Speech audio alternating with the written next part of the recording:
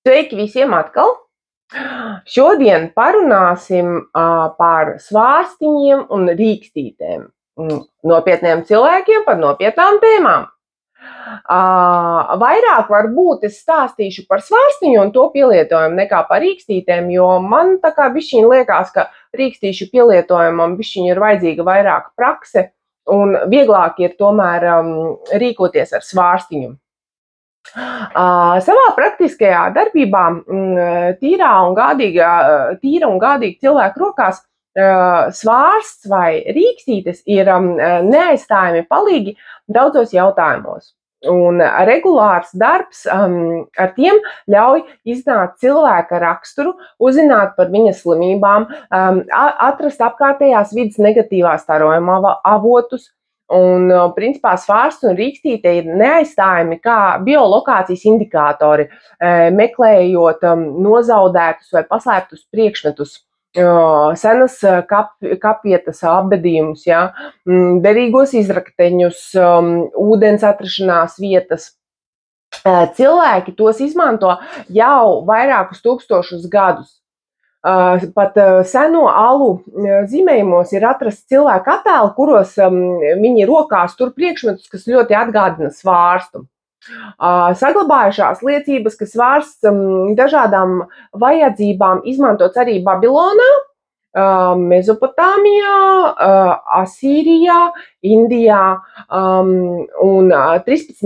gadsimtā Marko Polo Ķīnā nodzīvoja 17 gadus un liecināja, ka ķīnieši plaši izmantojuši rīkstītes, meklējot derīgos izrakteņus, ūdeni un pazudušos cilvēkus. Sengrieķu vēsturnieks Herodots, tas bija aptuveni 490 līdz 425 gadi pirms Kristus, raksta, ka senie skiti ar rīkstītes palīdzību meklējuši noziedzniekus un atpazinuši viņus starp pārējiem cilvēkiem. Ceļotājs Jānis Malis 1600. gads raksta, ka vācieši izmantojot rīkstīti rūdas meklēšanā. Rīkstītes tikušas gatavotas no lazdas noteiktā gada laika dienā un stundā konkrētā planētas zīmē. Viņi apgalvoja, ka ar šādu rīkstīti, protot atrast dažādu rūdu slāņus, lai cik dziļi zemē tie arī būtu. Ir saglabājušās ziņas par laulāto pāri Aufenbachiem, tas ir 1601 līdz 1640. gads. Viņi strādāja par rūdas meklētājiem vairākās Eiropas valstīs, Ungārijā, Tirolē, Bavārijā, un 30 gadus viņi krustu šķēršus izstaigāja arī Francija un ar rīkstītes palīdzību atklāja daudz rūdu atradnes. 1791. gadā Itālis Renets spēja noteikt gan ūdens, gan metāla rūdu atrašanās vietas zem zemes. Viņa rīkstītes galotnē bija kā vēburts, viņa sašķelta bija, kas atšķirīgi reaģēja uz dažādu rūdu klātbūtni. Zinātnieki līdz pat 18. gadsimtam neinteresējās par darbu ar svārstu vai rīkstītēm. Strasbūras medicīnas skolas profesors Žerbera 1808. gadā publicēja savu pētījumu rezultātus. Itālijas Nacionālā institūta sekretārs Abats Fortis, abats nozīmē katoļu garīdznieks, par svārstu sāka interesēties apmēram tajā pašā laikā un publicēja ziņas par saviem pētījumiem. 19. gadsimta sākumā arī Itālis Francesco Campeti sāka izmantot svārstu pazemes ūdens un derīgo izrakteņu meklēšanai, par ko ieinteresēsies samērā plaša sabiedrība. Drīz vien svārstu sāka izmantot arī medicīnā, lai varētu diagnosticēt dažādas slimības. Austro-Ungārijas imperators Francis Jozefs esot aizrāvies ar biolokāciju. Kaut kur no 1914. līdz 1915. gadam viņš lika pārbaudīt šo metodi arī militārajos nolūkos, lai atrastu mīnas, un rezultāti bija pozitīvi.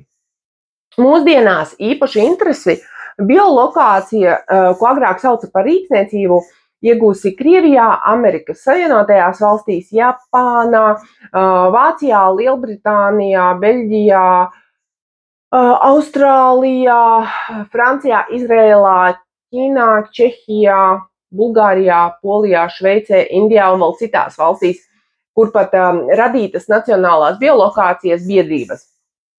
Ja agrāk ar svārstu vai rīkstīti meklēja ūdeni, tad tagad ar šiem instrumentiem meklē pat nogrimušus kuģus, zivju barus jūrām.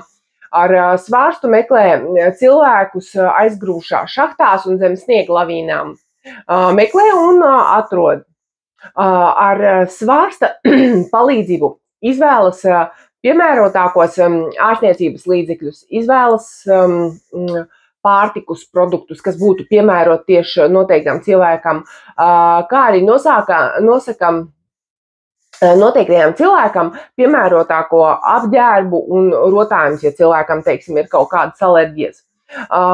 Tos izmanto arī ezotērikā, parapsiholoģijā, spiritismā, gaišredzības un zīlēšanas seansos. Praksē parādījusies arī jauna metode biolokācija uz kartes. Ar svārstu atrod minerālus, rūdu, ūdens avotus, lai arī šie objekti, kā arī pazudušus cilvēkus, lai arī šie objekti atrodas simtiem kilometru tālumā. 20. gadsimta sākumā svārsts kļuva populārs, un to izmantoja, lai noteiktu gaidāmā bērna dzimumu. Iemācīties darboties ar svārstu var ik viens cilvēks. Darbs ir ļoti vienkāršs un labi saprotams. Svārsts sastāv no atsvara, piemēram, man ir šāds svārstiņš. Viņš sastāv no atsvara, kas iekārts aptuveni 20–30 centimetru diegā. Svārstu var gatavot pats un var nopirkt jau gatavu, kā es to izdarīju. Tikai nopirktais svārstiņš ir jātīra. Dažkārt izvēlas arī atbilstoši zodiākā zīmēm noteiktu materiālu. Piemēram, aunam ir dzels, vērsim ir varš, dviņiem ir zelts un sudrabs, vēzim ir sudrabs, lauvām zelts, platīns, magnetīts, jaunavai alva un varš, svariem bronza, skorpionam dzels, strēlniekam cinks, mežāzim svins, ūdensvīram alva un zivīm cinks. Tāpat var izvēlēties arī zodiāka zīmē atbilstošus dārgakmeņus vai pusdārgakmeņus. Vienmēr jāizvēlas vai jāuztaisa svārsts, kas jums pašam patīk. Diemžēl dažiem patīk varbūt dabīgi materiāli, tur koks, kristāls, gliemežvāks vai tukša diega spolīte. Es atceros savā bērnībā, ka mana mamma diegā karināja savu zelta gredzenu. Diemžēl zelta svārsts cilvēka rokās galvenokārt kustēsies magnētiskā meridiāna virzienā, tāpēc, ka nereaģē uz situācijas magnētiskā lauka izmaiņām, jo zeltam, salīdzinot ar pārējiem materiāliem, ir viszemākā magnētiskā koeficienta uztvere. Zelta svārsts vāji reaģē uz apkārtējo bioloģiskā lauka izmaiņām, toties labi uztver elektrostatistisko lauku. Un tā kā izmaiņas. Daudz labāks būs sudraba vai alumīnija svārsts, lai noteiktu ģeopatogēno starojumu zonas, meklētu kaut kādu pazemes avotu, ūdeni, ādri, kā arī pazudušus cilvēkus un lietas ar kartes palīdzību. Atsvara galotnē ir jābūt ļoti smailai, jo strādājot ar karti vai kaut kādu plānu, nepieciešams būs ļoti precīzi noteikt meklēto vietu. Svārstu parasti tur lūk šādi ar īkšķi un rādītāju pirkstu, vai arī var pārliekt pāri, kad ar īkšķi pietur pie rādītāja pirksta, un tad, lai viņš viegli kustētos. Galā var iesiet dažus mesklus, lai novērstu svārsta brīvu griešanos. Atcerieties, ka svārsts nav galvenais instruments. Galvenais instruments ir cilvēks, kas uztver šo nepieciešamo informāciju no ārējās pasaules un zemapziņas līmenī izraisa šīs svārsta kustības. Svārsta kustības tā ir apziņas un zemapziņas mijiedarbība, jo jebkura doma rodas apziņā un pēc tam pāriet zemapziņā, un tikai tad izpaužas fiziskajā aspektā. Šajā gadījumā rokas muskuļu mikrokustības neapzināti izraisa svārsta kustības. Ar svārstu nedrīkst strādāt, ja cilvēkam ir slikti, viņš, pieņemsim, ir slims, vai viņam ir slikts noskaņojums, vai viņš ir pāruzbudināts, dusmīgs. Cilvēkam ir jābūt atslābinātam, nedrīkst steigties. Necentieties ar svārsta palīdzību uzzināt nākotnes notikumus vai citu cilvēku noslēpumus. Neizmantojiet savas spējas mantkārīgos nolūkos, kā arī nerādiet saviem draugiem savas spējas, principā, lai viņus izklaidētu vai uzjautrinātu. Nedrīkst uzdot svārstam nenozīmīgus jautājumus. Tas ir nopietns instruments, un izturoties pret to nopietni, varēsiet saņemt pareizās atbildes. Tagad parunāsim par to, kā attīrīt svārstiņu, ja jūs esat nopirkuši. Var paturēt 3 minūtes zem augsta tekoša ūdens, pēc tam noslauka un 2-3 minūtītes paturiet rokās. Tad svārsts noskaņojas darbam ar jums, tas ir jūsu personīgais instruments, un jūs nedrīkstat to dot citiem. Ja cits kāds to ir ņēmis, turējis savās rokās, tad principā atkal jums ir no jauna viņš jātīra. Jo jums ir no svārstiņa jānoskalo no svešā informācija, un svārstiņš ir jātur parasti auduma maisiņā. Parasti jūs sēžat taisni, nesakrustojat kājas, turat svārstu 5-10 cm attālumā no galda, ar elkoni atbalstoties pret galdu, bet vienai rokai. Jūs paņemat svārstiņu, teiksim, viens elkonis jums būs uz galda, pleci atslābināti, un otrai rokai ne ķermenis, ne otra roka nedrīkst pieskarties galdam. Uz galda nevajadzētu būt citām liekām mantām, kā arī nebūtu ieteicami metāla kaut kādi priekšmeti. Daudziem cilvēkiem svārsts slikti darbojas ap 11 un no 11 līdz 2. Šajās stundās ir principā veltīgi uzdot jautājumus un gaidīt pareizo atbildi. Jautājumam, ko uzdodat, ir jābūt precīzi formulētam un tādam, lai uz to varētu atbildēt ar vārdu jā vai nē. Ja svārsts šūpojas uz vienu vai otru pusi it kā noraidoši šūpo galvu, tad tas parasti ir nē. Ja vertikāli uz priekšu un atpakaļ, tad jā. Var griezties pulksteņa rādītāja virzienā, un tas būs jā. Vai pretēji pret pulksteņa rādītāja virzienā, tas būs nē. Ja svārsts tekustas, tad vai nu pašreiz nav iespējams saņemt atbildi, vai nav vajadzīga kontakta ar cilvēku, kas to tur. Lai tieši noteikti precīzi, kā strādā jūsu svārsts, jums vispirms būtu jāuzdod jautājums, uz kuru jūs ritīgi zināt atbildi. Noteikti, ja strādājat ar citu cilvēku vai foto, vispirms uzdodiet svārstam jautājumu, vai jums ir tiesības pašreiz strādāt ar šo cilvēku. Ja 2 reizes ir negatīva atbilde, tad nestrādājiet ar šo cilvēku. Katru reizi pēc darbā ar citiem cilvēkiem vai svešu foto nomazgājiet rokas augstā tekošā ūdenī.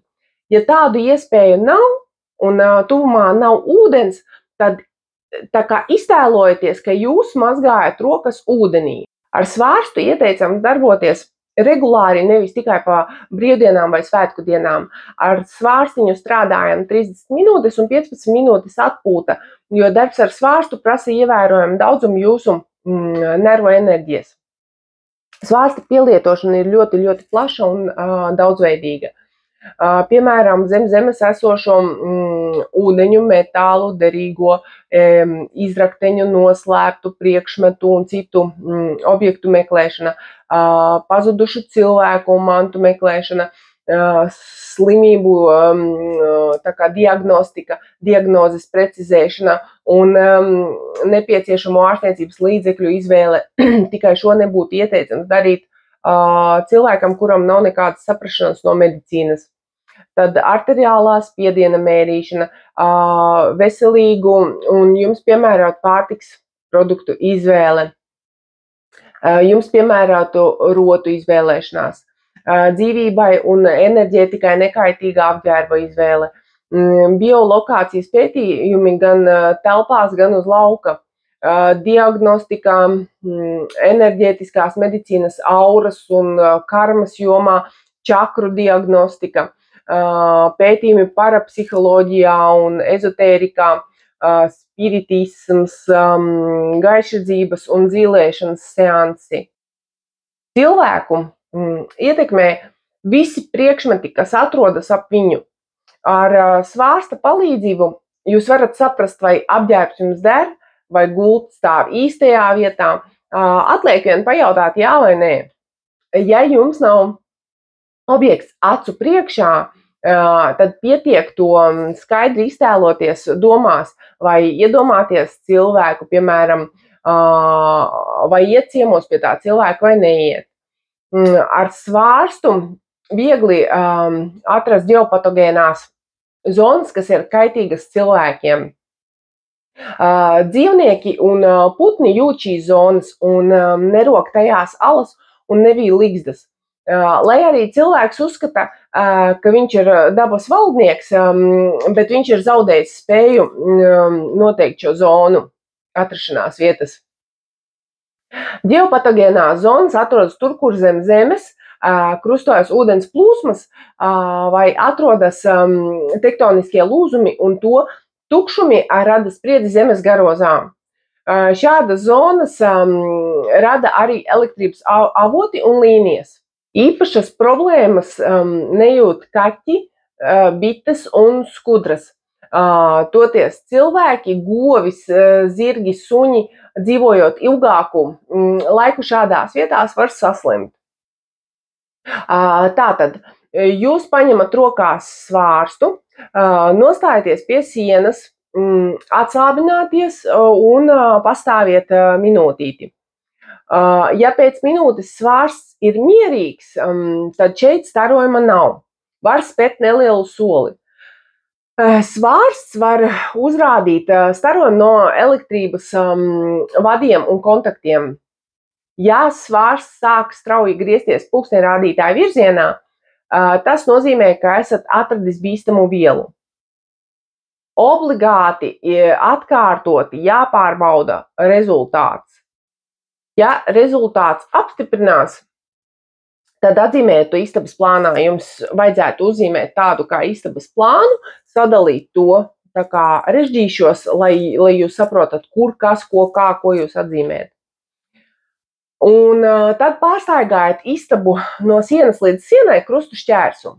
Ja svārsts atkal kaut kur sāk griezties, tad tā ir vēl viena vieta, atkal atzīmējiet to istabas plānā. Un domās novelciet divas līnijas caur šiem punktiem, no dienvidiem uz ziemeļiem, no austrumiem uz rietumiem. Pārbaudiet šo līniju krustošanās punktu. Varbūt arī tā, ka šeit svārsts var kustēties ļoti vāji. Tad no tā var izsacināt, ka bīstamo enerģiju jūs dzīvoklī izstaro nevis ģeomagnētiskā līnija, bet kas cits. kaut kādas pazemes ūdens plūsmas vai dziļi zemē slēptas slāņu spriedzes. Bīstamās zonas var būt tikai dažus desmitus centimetrus, bet var arī būt tā, ka visas istabas garumā. Šīs zonas ietekmi var neutralizēt uzlādēts ūdens. Tādu ūdeni labāk ir ņemt no tīra avota vai akas agri no rīta pirms saulēkta vai tūlīt pēc saulēkta. Labākais laiks varētu būt 4 līdz 6 no rīta. Ja nav tādu iespēju, tad varat ņemt rūpīgi filtrētu, attīrītu krāna ūdeni. Ūdeni var arī iesvētīt baznīcā. Ūdeni ieliek sudraba karotīti un atstāja līdz rītam. Pēc tam ūdeni ieteicams ielikt kalna kristāla gabaliņu. Un kā uzglabāt šo ūdeni? Nederīgas ir plasmasas pudeles ar šauru kaklu. Stikla burkas, taču tās ir derīgas, bet taču tām ir jābūt ļoti tīrām un sterilām bez jebkādām smakām no iepriekšējiem produktiem. Vai kaut kādu sterilu tīru keramikas trauku. Vislabākais uzlādes laiks ir otrdiena, trešdiena, piektdiena, tuvāk pusnaktī, jo ūdens tā kā labāk visu uztver tumsā. Ja ir nepieciešams neutralizēt vietu zem jūsu gultas, tad tur var nolikt 3 litru burku ar uzlādētu ūdeni. Tāda burka neutralizēs kaitīgo starojumu aptuveni 1 metra rādījusā. Ja zema gulta, tad jūs varat likt keramikas trauku, un kamēr viens trauks neutralizē kaitīgo enerģiju, tas ilgst vairāk nekā 3 dienas, līdz 3 dienām. Jums pa to laiku ir jāuzlādē jau jauns ūdens. Ar izmantoto ūdeni jūs nedrīkstat laistīt puķes vai to dzert. Svārs spēj nevienu noteikti vispārējo veselības stāvokli, bet precīzi norādīt slimo vietu, slimības cēloņus, bet arī atrast labāko ārstēšanās veidu.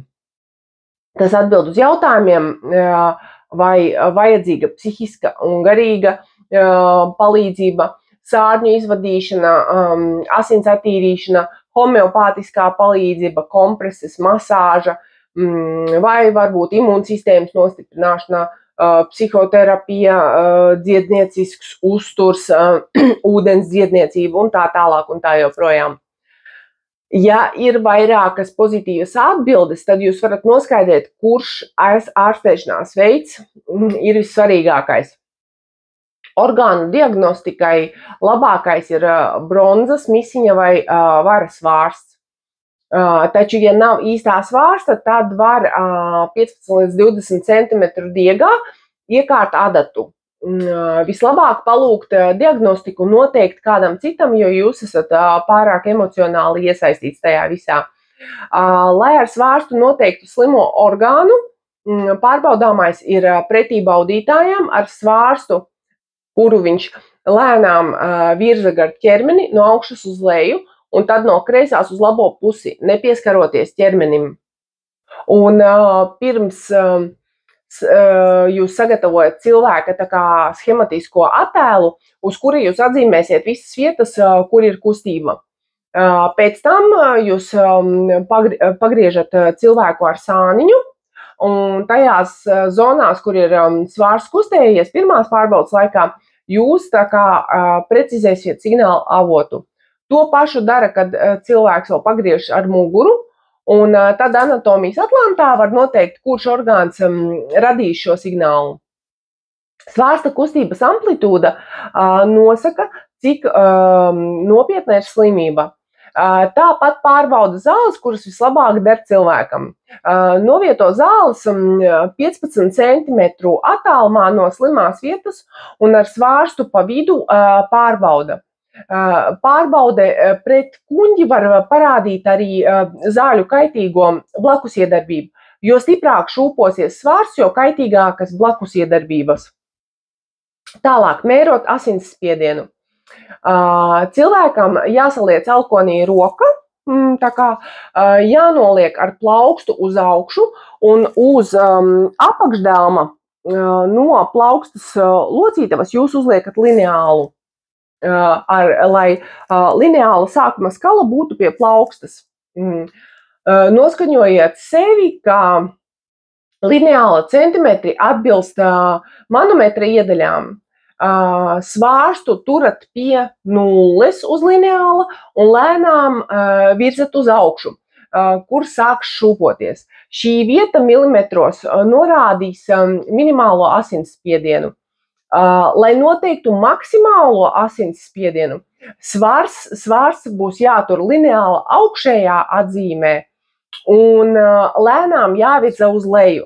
Kad sāk šūpoties, tas nozīmē, ka esat atradis maksimālo spiedienu.